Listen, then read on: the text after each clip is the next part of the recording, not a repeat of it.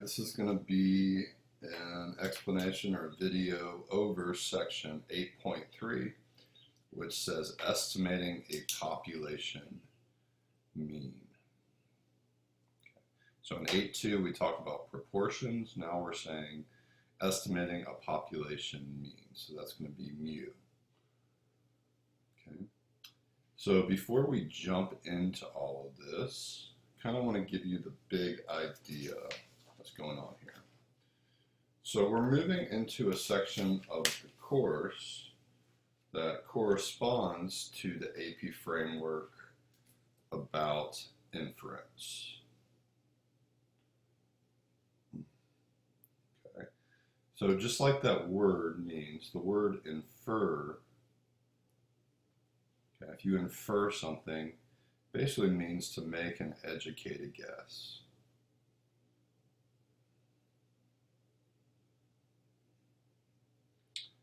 So infer means make an educated guess. So there's two types of things we can do for inference. We can do confidence intervals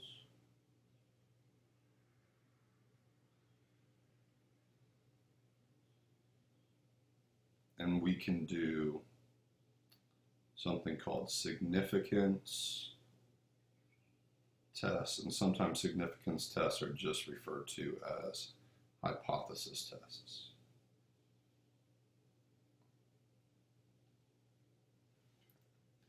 Now, what do confidence intervals let us do? Okay, what we were going to do with a confidence interval is we're going to take a statistic, okay, like a proportion like we did in 8.2, then we're going to add some margin of error to give a possible range of values for our population parameter, because we're not going to know this thing. We don't know that thing. So we're going to take a sample, get a statistic, add some buffer, add or subtract some buffer, and then we feel pretty confident that rho is somewhere within that interval. Okay. Now that's for a proportion. It works the same way with a mean. Okay, we have some statistic, and then we're going to add some sort of buffer or margin of error to give a possible range of values for mu. It's going to work the same way. Okay, now over here, over with the hypothesis or the significance test, we're going to, that works a little bit differently. With that, we assume that some parameter is true. Okay, so for instance, maybe if we're talking about IQs, maybe we assume that the mean IQ is 100, right? Or if we're in the case of a proportion, let's say the proportion of people who voted for President Trump. So maybe we assume that. Okay. Then we take a sample and get some statistic. Okay, so maybe we take a sample of 50 people and measure their IQ, and we'll get a certain X bar. Or maybe we take a sample of 50 people and see how many of them voted for President Trump, so we get a p hat. All right. If the sample statistic, okay, meaning this if we're talking about some mean, or this if we're talking about some proportion, significantly varies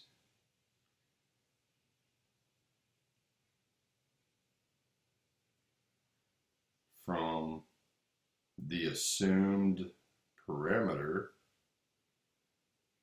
Okay, so for instance, if I take a sample and their means their mean IQ is 120, right? That would vary significantly from there. Or if I take a sample and sample proportion and 70% voted for President Trump, I probably don't believe these anymore.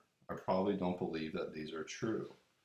Okay, so if the sample statistic significantly varies from the assumed parameter, then we can refute or reject that the assumed parameter is true.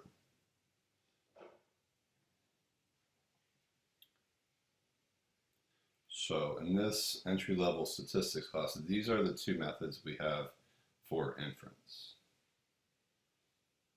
Now, before actually jumping into the note card, Chapter 8 just deals with confidence intervals. We're not over here yet. Okay, so just a review of what 8.2 said.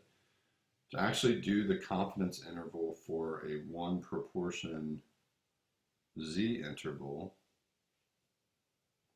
okay, a one proportion z interval, remember this is proportion, we took a p hat plus or minus some critical z, okay, times the standard error.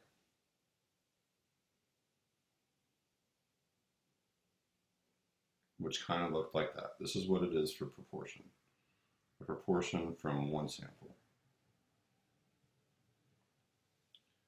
What we're going to be looking at in 8.3 is we're going to be looking at the formula when we have a mean. So this would be called a one sample t interval. It's a one sample t interval. So it looks a little bit differently. The statistic is not p hat anymore, it's x bar. Right. Plus or minus. Now instead of using a z star, we're actually going to use something called a t star. Okay. And then the standard error is actually going to be s over the square root of n. And this right here is the standard error for a means problem. Okay. So the big question you should be asking now is, okay, this one says z star and this one says t star. What's the difference? I want to talk about the differences real quick on that. So if you look at a z curve, that just means normal curve, right? So a z curve kind of looks like this.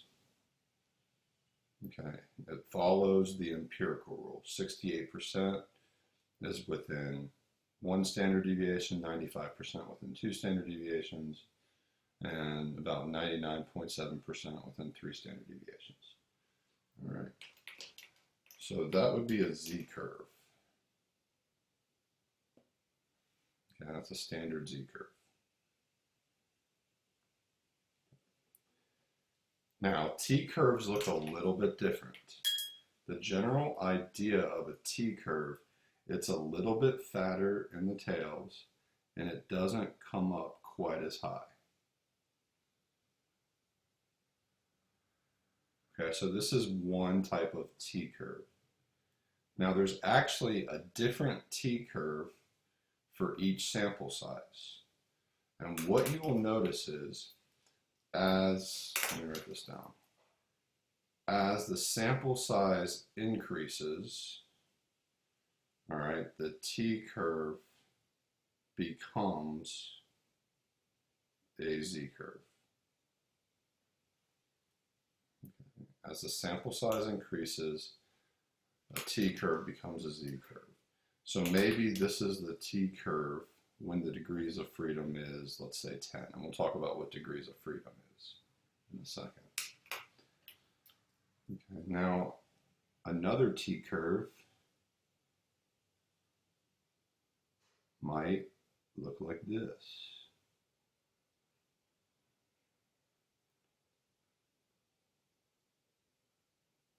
Okay, in green there.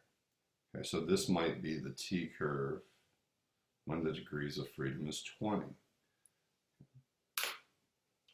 Now, if I have a really, really big sample size, like an infinite sample size, basically what's going to happen here is as I get more and more people in my sample, okay, the t curve pretty much gets really, really close to the z curve. All right, this might be the t curve if the degrees of freedom is 200, for instance. All right, so what does this degrees of freedom really mean? Degrees of freedom is going to be the sample size minus 1. That's all degrees of freedom is. So when I write df, it stands for degrees of freedom.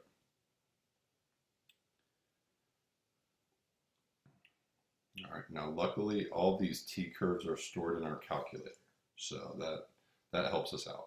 There's also a table in your textbook that looks similar to this. It says percentage points of students' t distribution. So there's a different t distribution depending on your degrees of freedom. So for example, if I take this all the way down, okay, these are different degrees of freedom, and at the very bottom it says infinity. And with infinity, these are the same values we would get for z-scores. Okay. As n approaches infinity, a t-curve becomes a z-curve. Your book goes into great detail to talk about why we use t-curves for means instead of z-curves. All right, so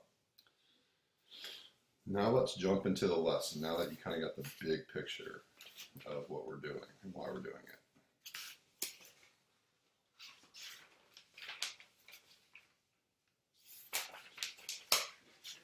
Okay. So what this says, it says draw a simple random sample of size n from a large population that has a normal distribution with mean mu and standard deviation sigma. The test statistic t, that's the test statistic. Okay, we're actually going to use this when we get to hypothesis testing. Okay, we're not going to actually use it for confidence intervals. Okay, I just put it in here, whoever made the note card put it in here because it's in the textbook as well in this section. All right, so what's important to know here, a test statistic has a t distribution. Why? Because it starts with t, with degrees of freedom, df equals n minus 1. So degrees of freedom is always 1 less than the sample size if it's one sample. It says this statistic will have approximately a t to that degree of freedom distribution as long as the sampling distribution of x bar is approximately normal. So that basically means that we have to meet the same type of conditions that we met before. So that's in general, t distributions or t curves have more area in the tails than a standard normal distribution. That was that picture I just made.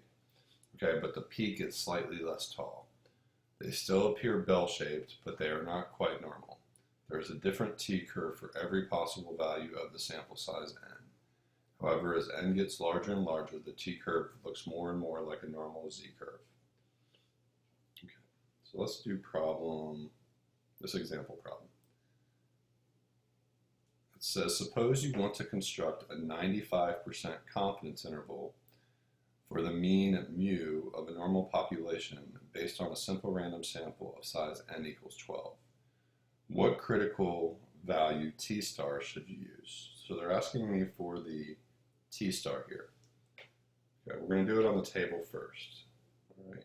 So here the sample size is 12, which means that the degrees of freedom would be 12 minus 1, or 11.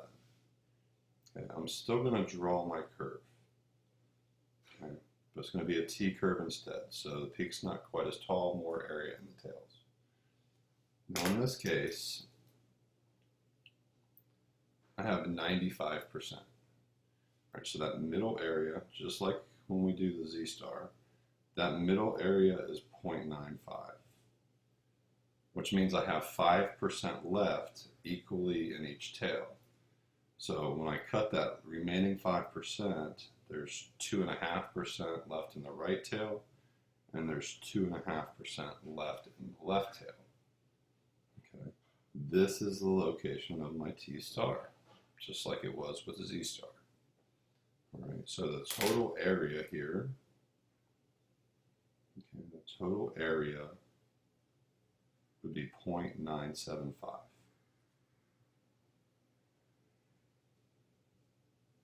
Right. So let's figure out what the t-star is, and let's use the table. Okay, now this table looks a little different than the normal table. So according to this one, it says shaded area equals alpha. Okay, so they're just telling you the right tail amount here. Okay, and they're telling you, okay, that's where the T critical is going to be, or the T star is going to be. Okay, so the area I have just left, or remaining, I shouldn't say just left, remaining in that right tail, just the way I drew it out, was 0.025. Okay, so here's what I'm going to do. I'm going to go to where they're calling this alpha is 0.025, and then I'm going to take that column down until it meets my 11 degrees of freedom. So that is 2.201. Okay, it's this value right here, 2.201.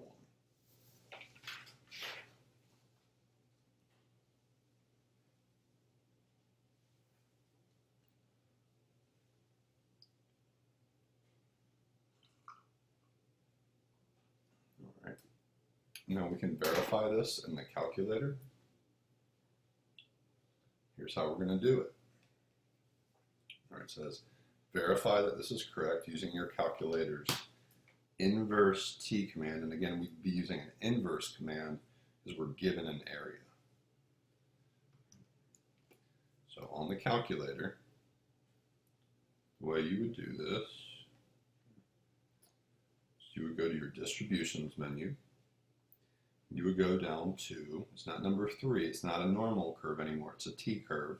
So we would go inverse t, which is number 4. Okay, and it works the same way as inverse normal works. They're asking for the area, but unlike the table, we actually want a left area, not a right area. So I would put in 0.975 there. Now it's asking me for the degrees of freedom, which is 11. That's what that number is. And we're going to paste. We're going to hit enter. All right, and if you were to round it to 3 places, it's 2.20 because the 4th digit is 9, that rounds up. So the calculator, I'll put a couple of numbers in here. Okay. It's just more accurate in the table. You get more decimal places.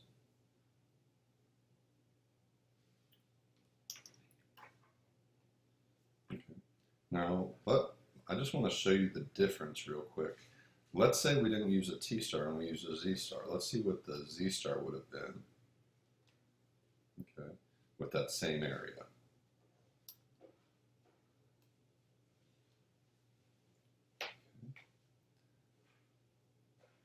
So here it's 1.96 for a 95% confidence interval. That's the z-star. So what you will notice is your t-stars, for the same level of confidence, okay, your t-stars are going to be higher than your z-stars. And that's always going to be the case. T-stars are going to be slightly higher than z-stars for the same level of confidence. Okay, which when you think about it, since the t-star is higher, yeah, that gives you a slightly wider interval than you would with the z-star. So let's keep going on this. All right, so now we're going to do constructing a confidence interval for means. So it says the standard error of the sample mean x bar is the sample standard deviation over the square root of n. Okay. It describes how far X bar will be from you on average in repeated simple random samples of size n. So what that means is that when I make my sampling distribution, all right, we have all these different X bars. We know that the mean of all those X bars, is actually the same as the mean of the population, but they vary. Some are to the left, some are to the right. This tells me about how far the sampling distribution varies. So as you notice, when we're starting to look at confidence intervals, it's the same type of formula. Some sort of estimate, okay, point estimate plus or minus a margin of error. And the way we're going to do that is the point estimate is going to be our statistic from our sample, plus or minus some critical value, times some standard deviation of that statistic, meaning our standard error. Okay, so in the case for means here, okay, the X bar is our sample statistic, plus or minus, we're going to use T star for our critical value, times the standard error.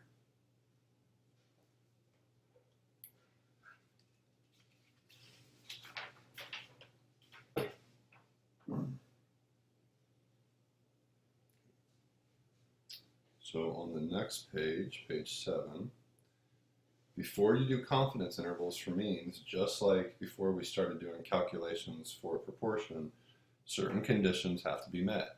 And what do you notice? They're exactly the same type of conditions as we had for a proportion. We have a random condition, normal condition, and an independence condition. All right, random and independence work exactly the same way. The independence condition is the same as the 10% condition that we had in proportions. Random works exactly the same way. However, the normal condition is a little different for means. Okay, so before we can jump into doing the interval, okay, we have to know that the sampling distribution is approximately normal. Okay, well, how do we make sure of that? All right, well, if we're told that the population has a normal distribution, automatically we should know that the sampling distribution is going to be approximately normal. Okay, but if we don't know that, or if they tell us that the population distribution is skewed, okay, the only way we can assume the sampling distribution is approximately normal is if it meets the central limit theorem. Okay, and the way it meets the central limit theorem is that the sample size has to be greater than or equal to 30. So read this sentence right here. It says if this condition is violated, so if we don't know anything about the population or if it's skewed, and let's say we have a sample size that's not quite 30, okay, that's what it means if this condition is violated. We can still perform a confidence interval, but we have to do more work. And the way we're going to do that is we have to check our sample data for some symmetry and a shape that looks approximately normal, just from the sample data.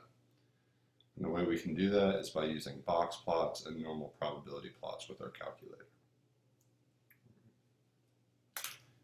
And it says here, use the same 4-step process as proportions.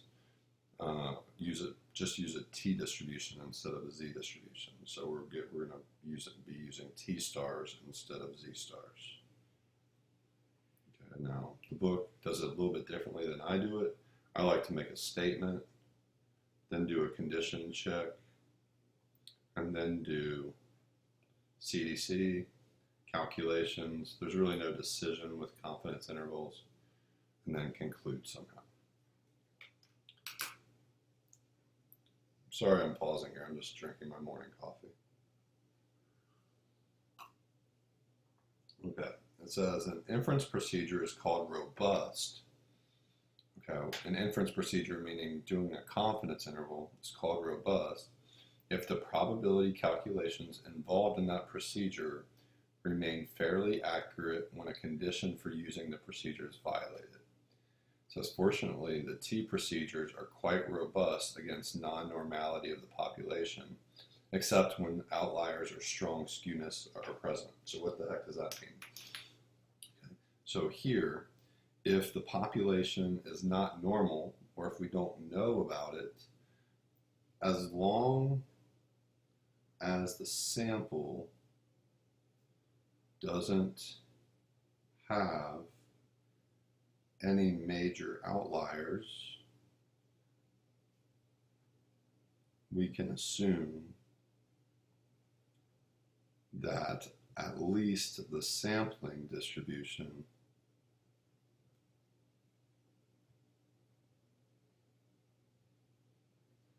is approximately normal. Okay. So as long as the sample doesn't have any major outliers, we can assume that at least the sampling distribution is approximately normal, meaning if I were to plot all these different x bars, it would be in a bell shape. That's the important part.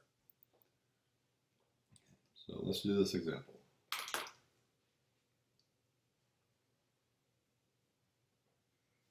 It says, a manufacturer of high-resolution video terminals must control the tension on the mesh of fine wires that lie behind the surface of the viewing screen. Too much tension will tear the mesh and too little will allow wrinkles. The tension is measured by an electrical device with an output readings in millivolts. Some variation is inherent in the production process. Here are the tension readings from a random sample of 20 screens from a single day's production. Construct and interpret a 90% confidence interval for the mean tension mu of all screens produced on this day. So let's go through our process. Right away, what should be going through your head is, I only have 20, which isn't quite 30. I don't know anything about the population of these readings. Okay, so right away I'm thinking, okay, it's the normal condition is going to be violated in some way. So I'm going to have to be looking at this data and make sure there's no outliers, at least in this data. Okay, so let's go through our full process. So first step that I like to do is to make a statement. We are interested in approximating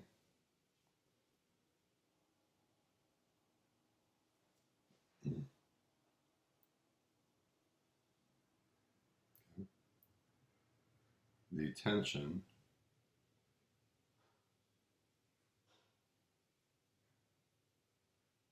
or I should say the mean tension mu of video terminals.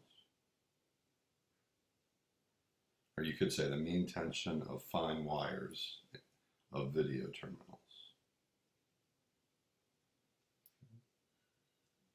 And we can even say with a 90% confidence interval.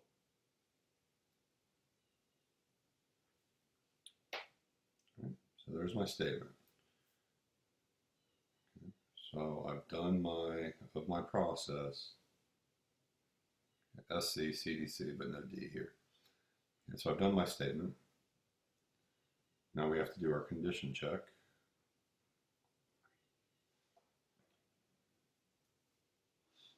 Okay, so we have to do the random. We have to check the random. Well, it tells me it's a random sample. So I can say random sample of 20 stated in problem.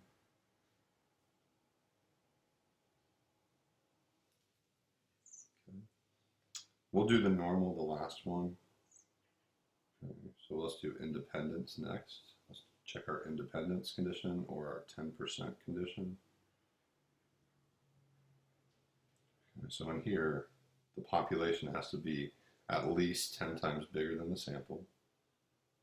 Okay, so 10 times 20, sample size is 20, 10 times 20 is 200. All right, now I don't know how many terminals that this company makes every day. Okay, it doesn't tell me anything about the population size. So to keep going on this problem, I need to assume that this manufacturer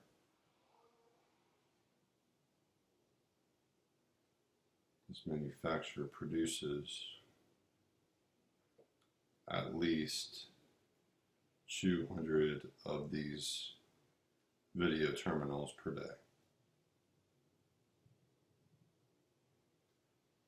That's what they want you to do. They want you to make an assumption so you can keep going on the problem. All right, and the last condition is the normal. So here's what I would write. I would say that the population distribution shape is unknown because it doesn't tell us that in the problem.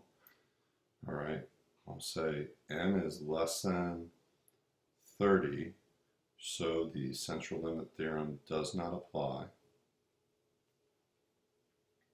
Okay, so that condition is violated right now. So here's what we have to do in place for that.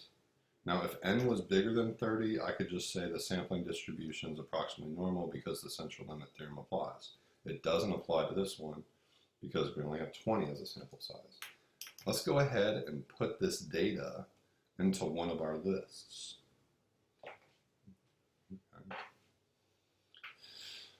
Okay.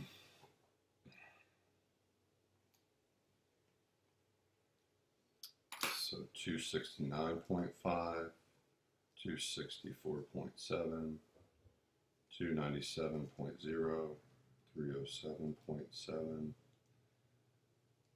269.6, 310.0, 283.3, 343.3, 304.8,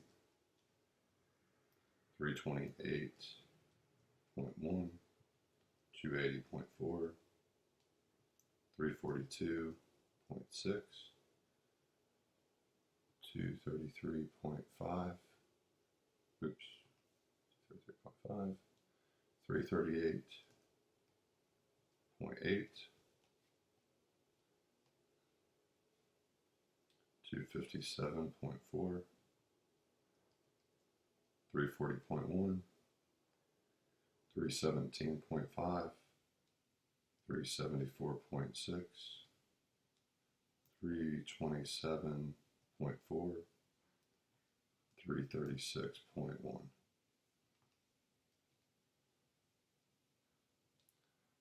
I might notice that was 20. It says right there I have 20 data points in there, so that's good.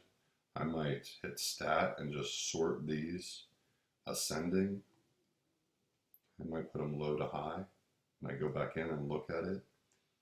All right, this is helping me check to make sure I didn't, it's not going to tell me if I misentered something, but I'm just checking to make sure I don't have anything like 3048, making sure I didn't miss a decimal point anywhere, because that's going to throw off my results.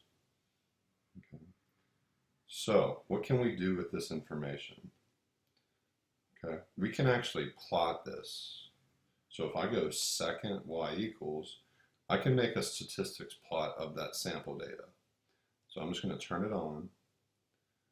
Okay, and I'm going to choose a modified box plot. I'm going to choose this fourth option, this one right here. Okay. My data is in list 1. Now I'm just going to zoom stat it, or zoom 9.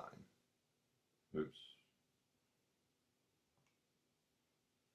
Zoom 9. There we go. There's a modified box plot. What does this box plot tell us? We see the left whisker here and the right whisker. They're pretty even. Okay, they're pretty even in terms of the length of them. You got a box in the middle, your median, pretty close to the center of that box. Okay. So what I might do on my paper here, if I hit trace on my calculator, it's going to give me the minimum, it's going to give me Q1, the median, Q3, and the maximum. What's important in this graph is that I don't see any outliers. That's the really, really important thing. There's no outliers here. Okay? It doesn't look like one whisker is incredibly longer than the other whisker in the box and whisker plot here. Okay, so it doesn't appear like there's any major skewness, and it doesn't appear as though there's any outliers. And this is where the robustness of the T procedures come through. So what I would do on my paper is I would actually kind of copy that box plot onto my paper. Okay. And I'll even write the values of all of the 5-number summary in there. So the minimum here is 233.5. Okay. Q1 was 275. I'm just tracing on my calculator. All right, then 308.85 is the median. Q3 is 337.45. And the maximum is 374.6. Okay. Then I would write a statement here. I would write the sample does not appear to have any major skewness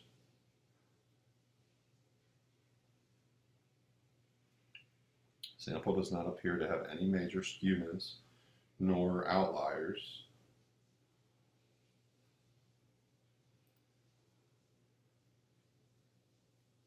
given the box plot to the left.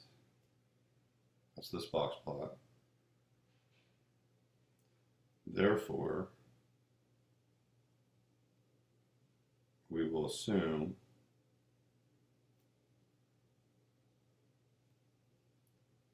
that the sampling distribution of X bar is approximately normal.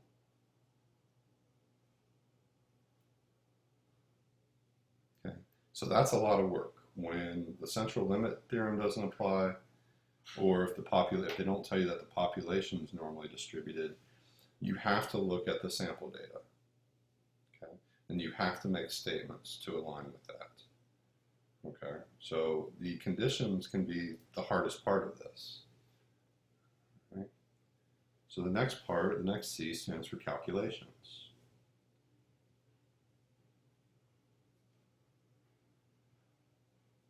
Okay. Since this is a means problem, I might write the name of the test here as well. This is a one sample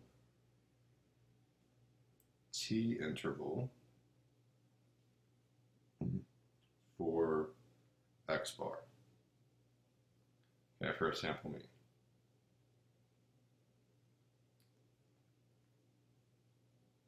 Actually, don't call it X bar. Just a one sample T interval for means. Okay, so we're going to use the formula X bar plus or minus T star times the standard error, which is the sample standard deviation over the square root of n. So how are you going to figure out what X bar is? Well, we have the sample data. So okay, my data is in list 1. So we're going to go stat, calculate one variable stats. List 1 is where my data is, and I'm going to calculate. Okay, so using this, my sample mean is 306.32. So I can write down X bar equals 306.32. Okay, what I can also get from here is this S right here. Remember, you're going to only use S, the sample standard deviation. So that formula is slightly different than the population standard deviation. So we only have a sample, 36.209. So S is 36.209. I'm just going to round to 3 places. The answer is going to be pretty close. All right. The N here, okay, how many are in your sample? It's 20. Okay, so we know what that is now. We know what that is, and we know what that is. We still need to figure out what T star is. Okay, so the T star, okay, it's actually going to be a T star that corresponds with a 90% CI, And there's a different t distribution for every different level of degree of freedom. So how am I going to figure out degrees of freedom? It's going to be one less than the sample size. So it's simply going to be 19. Okay? So if I'm thinking about my graph here, 90% is in the middle, which leaves 10% total for both tails. So there's 5% left in each one. And this is where T star is. So if you want to think about area there, okay, that area should be the 0.05 plus the 0.9. So the area there would be 0.95. So I'm going to go into my calculator. I'm going to go to my distribution. So I'm going to go down to my inverse T. Okay, that area again, 0.95. Degrees of freedom here would be 19. Paste, enter. 1.729.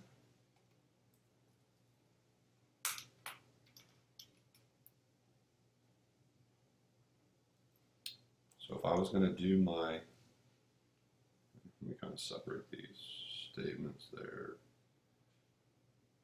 conditions or all of that, calculations are here. Okay, so using this formula, I would do 306.32, that's what the x bar is, plus or minus T star, which we just said was 1.729, times sample standard deviation, 36.209, over the square root of 20. Okay, don't put 19 there. That's 20. The only way where the 19 comes into play is to figure out what the T star is. Okay. So let's just figure out, remember this whole thing is called the margin of error, okay, or how much give, or how much buffer you're putting in there. So if I just do, and you can store this if you want, you can store that as T, for instance, since it's a T star. So I can do alpha T times a fraction. We said our S was 36.209. Okay. That's where this is coming in, 36.209 over the square root of 20. So about 14. The three places, that's 14. So my margin of error is 14 points, okay, or 14 millivolts. Okay, so subtract 14 from that and then add 14 to that. So this should, now it should be mental math. If I subtract 14, it looks like I would get 292.32 would be the lower limit. And if I add 14, 320.32. And so all I know is that mu has to be somewhere in this range, or I'm 90% confident that mu is somewhere between 292.32 and 320.32. Okay, so that's the calculations.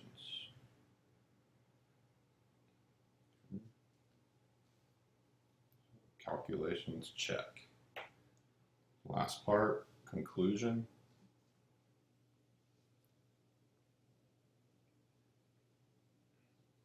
Kind of starts the same way. We are 90% confident that the true, what was that? Go back to your statement to help you. The true mean tension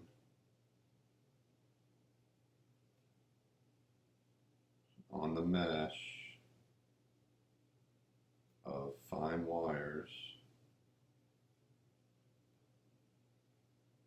that lay behind the surface of the video terminal screen. Okay, I'm putting it back in context. All this, I'm putting it back into the context of the question. We are 90% confident that the true mean tension on the mesh of fine wires that lay behind the surface of the video terminal screen is between your two boundaries, 292.32 and 320.32 millivolts. So that is the full process. Statement, conditions, calculations, conclusion. So a lot of work. Okay? It's not just about the calculations.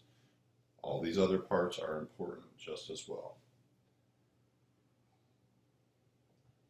Now, you might be asking yourself, well, I remember when I did a confidence interval for proportions, I could check myself in the calculator. You can do the same thing on this. Okay? Here's how you're going to do it. Here's how you would check yourself, but you're only going to use the calculator as a check. All right. If we go back under stat and tests, okay, what this would be called, okay, we're using a T, so it's not, you're not going to use anything with Z's in it. It's a T. This is simply a T interval. It's an interval because it's a confidence interval. It's not a test. Those are hypothesis tests, by the way. But we're going to choose option 8, which is simply a T interval. Okay? So it gives, now when you go under T interval, it gives you a choice. Do you have actual data, sample data, or do you just have summary statistics? We actually have data. They gave me a list of 20 millivolt readings. Where's my list? Okay, it's an L1, and the frequency is 1, but I want a 90% confidence level. So 0.90 for C level. I calculate. Okay, what do you notice? 292.32 to 320.32. What did we say? 292.32 to 320.32. They also just tell you some other summary statistics. They tell you that the mean is 306.32 and the sample standard deviation is 36.209. Guess what? Same values that we got when we ran the one variable statistics on that list. Okay. Now, can you do the calculations purely in the calculator? Yes, but here's what they're going to want to see. They're either going to want to see the name of the interval or the formula. Okay. All this stuff that I put here, okay, all of this, okay, you don't need all of that unless, well, you don't need all that as long as you name one or the other. Okay. They will probably want to see at least the degrees of freedom. Okay. So they're going to want to see that somehow. All right. I don't really like to tell you to just do it with the calculator. I would rather you calculate it all yourself than use a calculator as a check. If you go through all this correctly, okay, there's no way they can take off points for your calculations. Some years, they want both. Some years, they accept one or the other. Okay, if you go through this whole process, there's no chance you lose points. Okay, that's why I want you to go through it all and only use the calculator as a check. Okay, only use the calculator as a check. Because if you used your calculator just to check yourself, and your answers vary a lot from the calculator, that keys you into you made a mistake somewhere, and it makes you go back and look at it and say, where did I make my mistake? All right.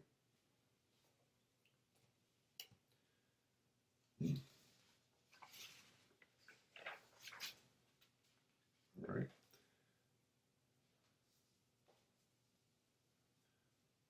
So all this up here just tells you again, use a calculator to verify that the interval we obtained is correct. It was. All right. So a couple more examples here that'll help us out. All right. says the major pollutants in auto exhaust from gasoline engines are hydrocarbons, carbon monoxide, and nitrogen oxides, or NOx. Researchers collected data on the NOx levels, nitrogen oxide levels, in grams per mile for a random sample of 40 light-duty engines of the same type. The mean NOx reading was 1.2675, and the standard deviation was 0.3332. So just in summary, what they've told me the sample size, they've told me the mean, and that's measured in grams per mile, and they've told me the sample standard deviation. That would also be measured in grams per mile.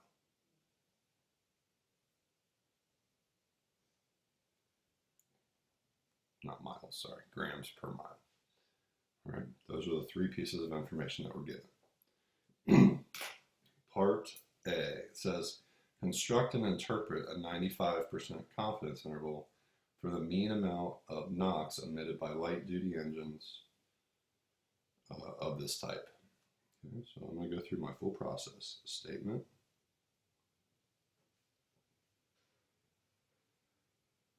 We are interested in estimating mu, the true mean NOx level emitted by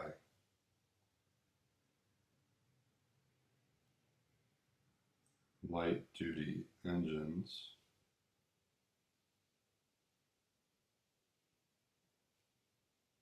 of this type. Okay? Just a statement. So we're going to use this information, we're going to use our X bar as an estimate for our mu, but we have to give it some sort of buffer because X bar might be really far away from the true mu.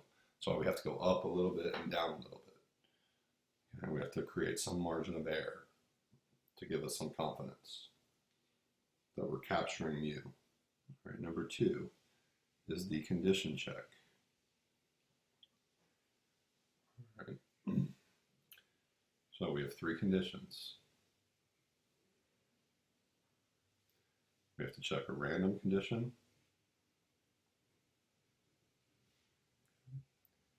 Guess what? Random sample stated.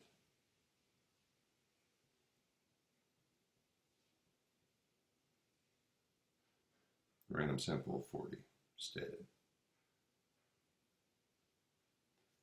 We do our independence check, which is our 10% condition. We need to make sure that the population size is at least 10 times bigger than the sample. Never had a bad idea to write just that formula. All right.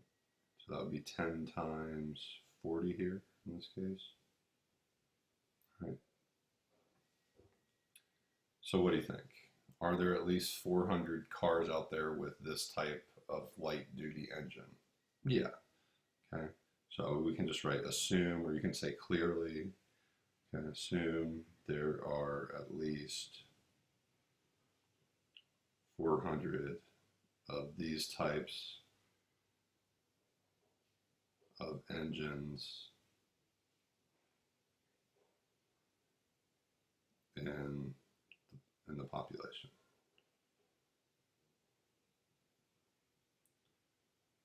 Okay. And lastly is our normal check. It didn't tell us anything about the population. However, I do have a sample size of 40. All right. So I can say sample size is greater than or equal to 30. So the central limit theorem applies, and we can assume that the sampling distribution is approximately normal.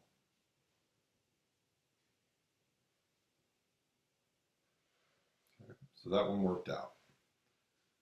Here, all right, they didn't give us the actual data of these 40 engines. They just gave us some statistics. All right, so most likely, since they didn't give us the data, then they're going to have to give me a sample size bigger than 30, because there's no way I can put data into my calculator and look at a box plot if the sample size was less than 30. Okay, so that's kind of like a key. If they just give you summary statistics, sample size is probably going to be, it's going to have to be bigger than 30 so you can go on in your problem. All right, so the next step is going to be calculations. Again, I'm following the SC-CDC process with no D, because that D only applies when we get to hypothesis test. Done my statement, I've done my conditions check, and they all worked out. All right, number 3, calculations. Okay. What is this? This is a one sample T interval for means. Okay. So I'm going to use the formula X bar plus or minus some margin of error, which is going to be found by the critical value times the standard error.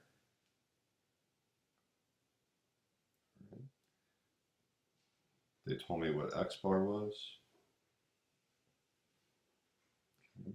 They told me what S was.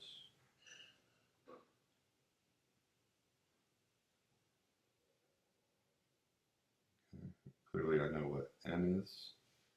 So I know X bar, I know S, I know N. Okay. I need to only find one more thing. I need to find this T star.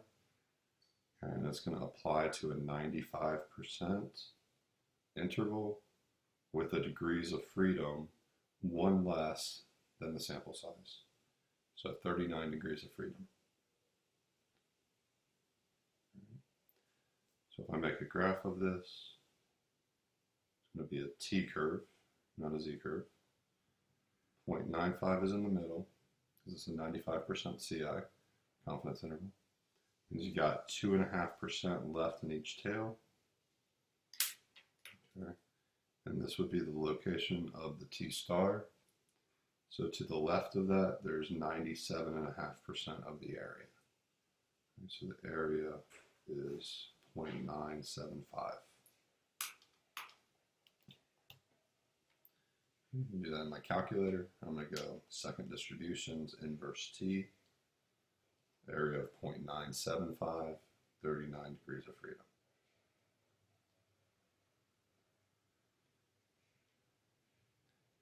And there's our T star right there, 2.0227. Let's call it that, 2.0227.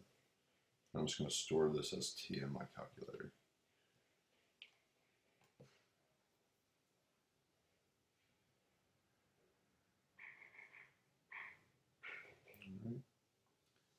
I have 1.2675 plus or minus 2.0227 times the quantity 0.3332 all over the square root of 40.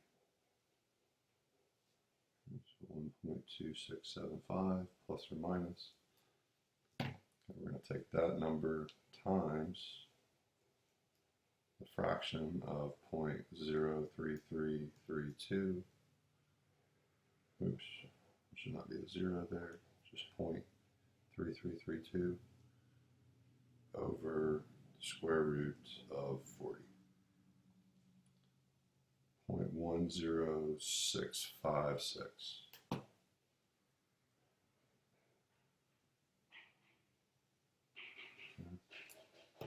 So just for now, I'm going to store that as A.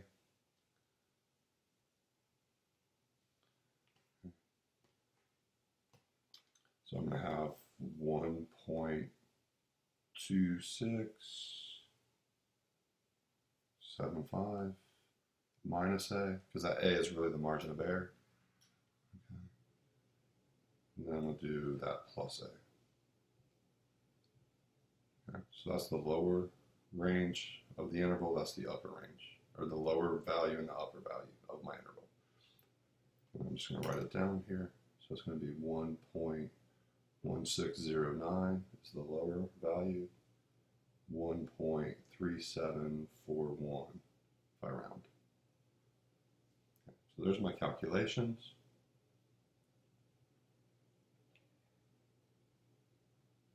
All right, while I'm here, okay, let's make sure the calculations are correct. Let's make sure that this interval is correct.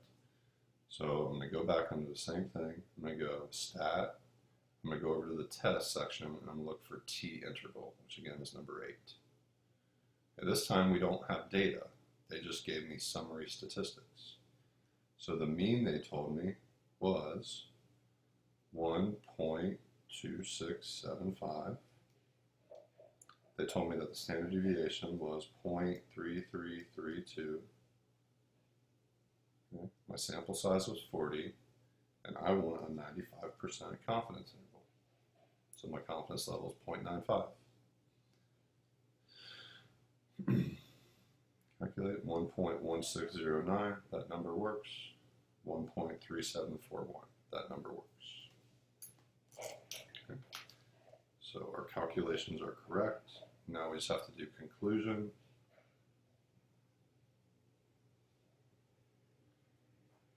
Okay. And if you do it this way every time, you will get the maximum amount of points that you can get on this. Okay. This is what the readers are looking for. That's nice because it's organized. Okay, there's my statement, there's my conditions, there's my calculations, here's my conclusion. They can give you points on every part of that. It's nice and labeled. All right, we are 95% confident that the true mu, and that's the mean NOx level emitted by light-duty engine, and this is the context. The mean NOx level emitted by light-duty engines is between this lower, remember this mu has to fall somewhere in that domain, or in that range of numbers. Okay, it's between 1.1609 and 1.3741 grams per mile. Okay. Conclusion is done, and that problem is done. All right. So, part B. It says the EPA sets a limit of 1.0 grams per mile for nitrous oxide emissions. Are you convinced that this type of engine has a mean NOx level of 1.0 or less? So what we said in part A is that mu falls somewhere in between there. All right. So I'm pretty confident that, all right, I have a lot of confidence that mu is not going to be less than 1.1609, and I'm 95% confident that mu is not going to fall above 1.3741. So how do I do this question? Well, is 1.0 inside this interval? No, it's not, because if on the number line 1.1609 falls there, 1.3741 falls there, and mu is somewhere in this range. But 1.0 falls to the left of 1.1609. So mu cannot go down to 1. All right, so I would say no. I'm not convinced that this type of light-duty engine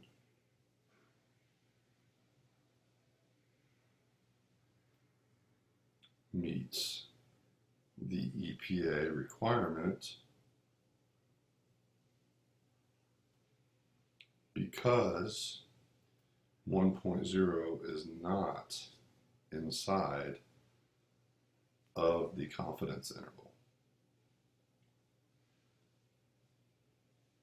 Okay. Now, if 1.0 would have been inside the interval, then I would be, I would have more confidence that I could get a mean of 1. I'm very confident that the mean's not 1.0.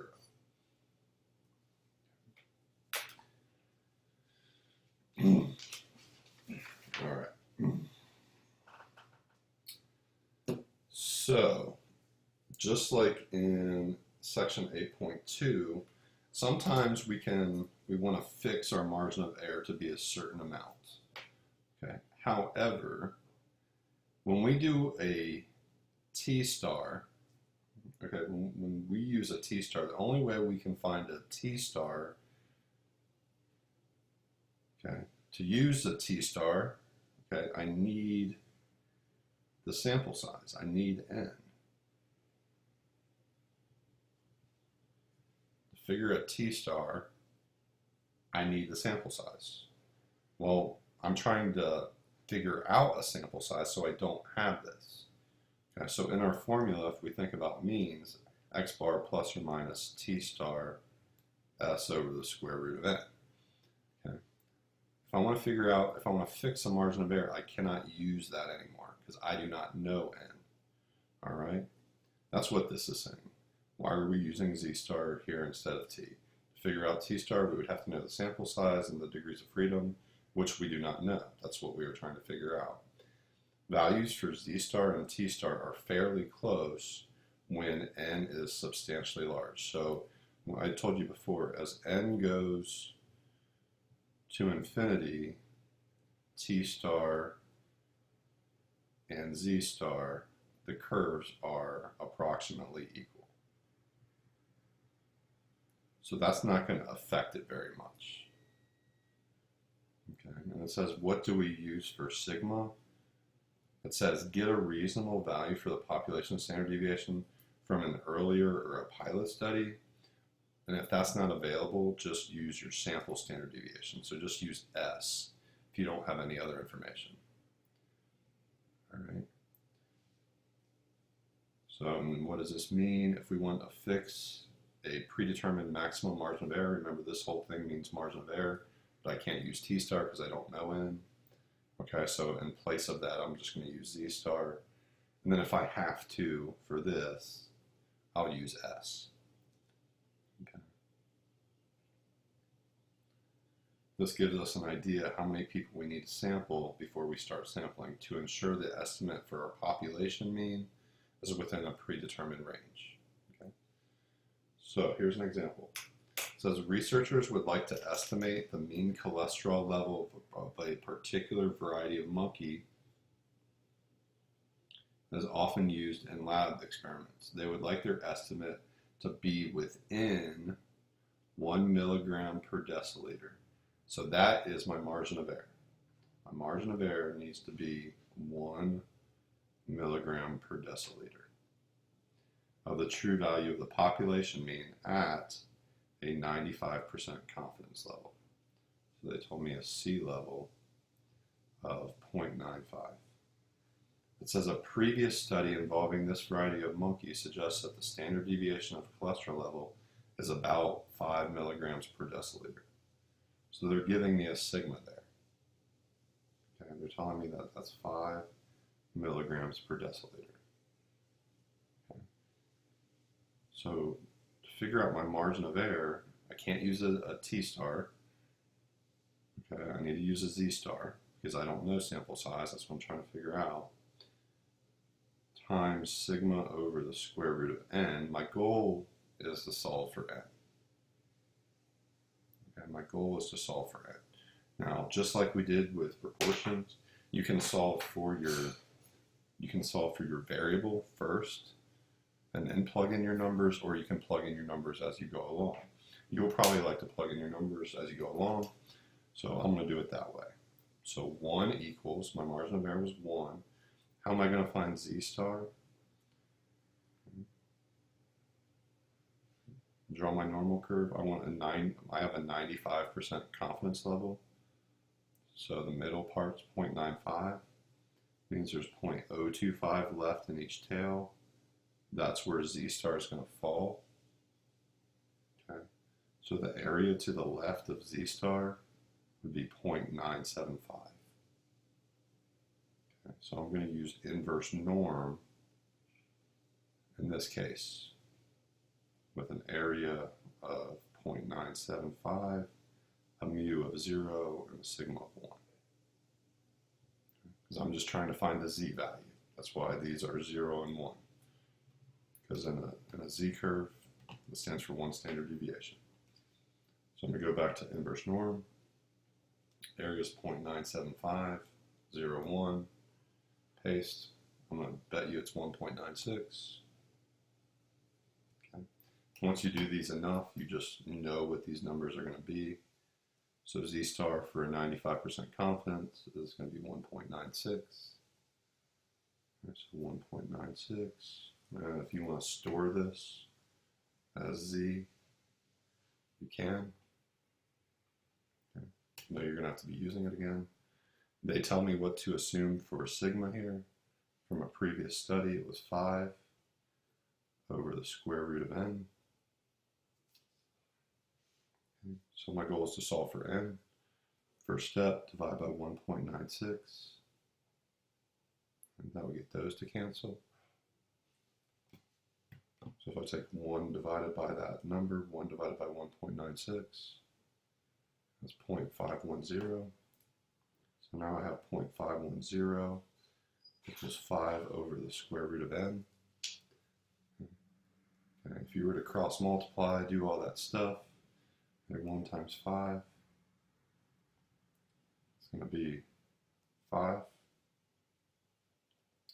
This is going to be 0.510 times the square root of n. And divide both sides by 0.510. It's those to cancel. So I do 5 divided by that 0.510. Get 9.800 equals the square root of n. Notice I'm not compound rounding. Okay, I'm just using the previous numbers stored in the calculator. All right, how do you get rid of a square root here? You would square both sides. Okay. So I'm going to take that number and I'm going to square it. 96.03. And we always take the next number higher. So I need 97 people in the sample to make sure, 97 monkeys in the sample, to make sure my margin of error doesn't go over 1. So that's what we're going to do. That's how we're going to be confident that I'll keep my margin of error within 1 milligram per deciliter. All right. So let's think about this. Okay, we said that we're going to use a t distribution. We're going to use a t distribution when we deal with means. Okay. Now, for some reason, if they tell you what sigma is, okay, if they actually tell you what sigma is, the formula would be modified a little bit. If you actually know sigma, okay, you would use a z star instead of a t star. And that sigma would go there instead of s. But think about this. If you know the population standard deviation, then you have, the only way to know that is to have all the information about everybody in the population. So if you know sigma, if sigma is known, then you have the capability to just figure out what mu is as well. Then mu can be figured out. If you can figure out sigma, that means you have all the data to begin with. And that way you can technically find mu, and if you can find mu, there's no reason to try to approximate what it is. So this formula, guys, it will never be used. All right, that will never be used. It'll always be a t-star, and we'll always use S, right, and for that thing right there, for sigma. Okay, the book does talk about it. The calculator does it as well. The only difference is when you go to run these calculations or to check your calculations, okay, the difference is that just is a z interval. Okay, that's a z interval instead of a t interval. But like I said, this will never be done, but the book does address it. And I'll just read what it says here. It says, we will not perform this type of confidence interval. Hypothetically, the only way to calculate the population standard deviation, so to find your sigma, is to have all data from the population. If we have all that data, then we would also be able to calculate the true mean. And if we can calculate the true mean, there's really no point in a confidence interval, since it's only a range of possible values that mu can take. Okay, but just for your knowledge, if for some reason, if you're given the population standard deviation, but not the population mean, okay, it does go to that. You're not going to be given that, but we have to address it. So, all right, and on the back of that, it just tells you that's called a z interval in your calculator. Don't stress about that too much. I mean, there's a 99.9999999% chance you'll never see that on the AP exam, because it doesn't make sense to do inference if you can already figure out what the population parameter is. The whole point of inference is to be able to make guesses on what parameters are. That's the whole point. So it's not a whole lot of practicality in this. Anyway, that's where I will stop it. I know this one went really long, and I'm sorry about that. Just want to make sure you have all the information. Thanks for listening and watching.